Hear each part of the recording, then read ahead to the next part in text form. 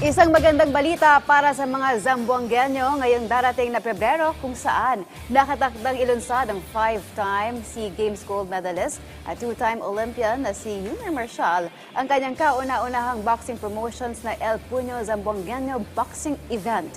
May ulat si Paulo Salamatin. Nakatakdang buksan ni 5-time Southeast Asian Games gold medalist at Olympic boxer Yumir Marshall ang kanyang kauna-unahang boxing promotion event na El Puño Zamboangueño ngayong February 21 sa Vitaliano Agan Coliseum sa Zamboanga City. Itatampok sa malaking boxing event ang mga local boxers ng Zamboanga kung saan pagbibidahan ito ni Filipino knockout artist Waljon Mindoro at Philippine flyweight champion Albert Francisco. Layunin ni Marshall na makapagbigay ng karagdagang pagkakataon sa mga aspiring pro boxers sa kanilang lugar at maibalik ang kumpiyansa ni Mindoro matapos ang kanyang bronze medal finish sa katatapos ng na 33rd Southeast Asian Games noong nakarang buwan sa Thailand. Ang nasabing kompetisyon ay suportado ni Zamboanga City Mayor Kimmer Olaso kasama ang B-Steel Sports Promotion na umaasang simula pa lamang ito ng mas malalaki pang proyekto sa hinaharap para sa mga kabataang boksingero ng rehiyon. Excited po ako dahil sa tagal-tagal po ng panahon, sa tagal-tagal po ng gusto ko po magkaroon ng event na kung saan po ako galing, na natupad na.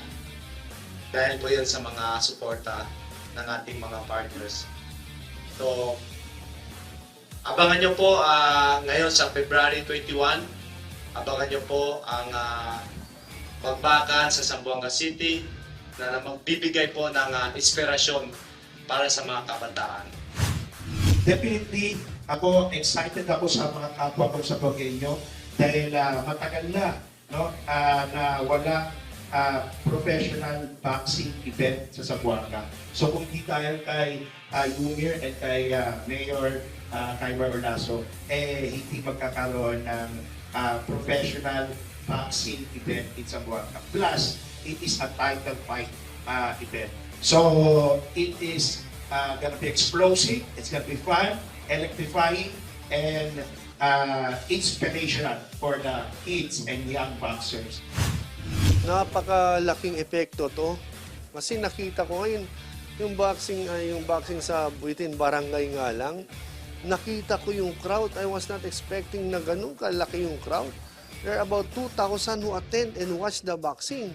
Sabi ko, ang ganda. Kaya sabi ko kay Yumir, bakit hindi natin ituloy ito? Gawin natin sa Coliseum natin.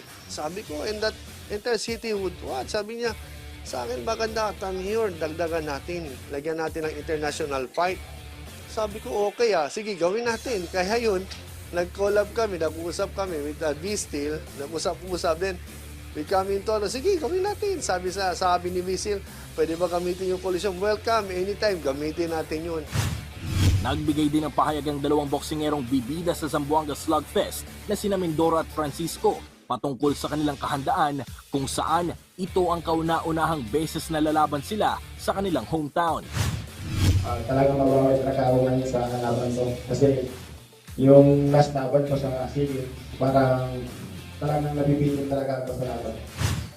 Masaya po kasi first time ko lumaban sa lugar namin. Doon ko pa i-depensa yung belt ko. Sobrang excited po ako lumaban. Gusto ko ipakita sa mga kababayan ko sa pamilya. Doon pa ako lumaban.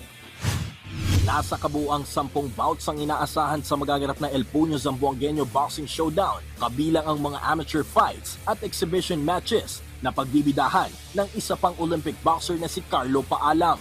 Paulo Salamatin para sa Atletang Pilipino, para sa Bagong Pilipinas.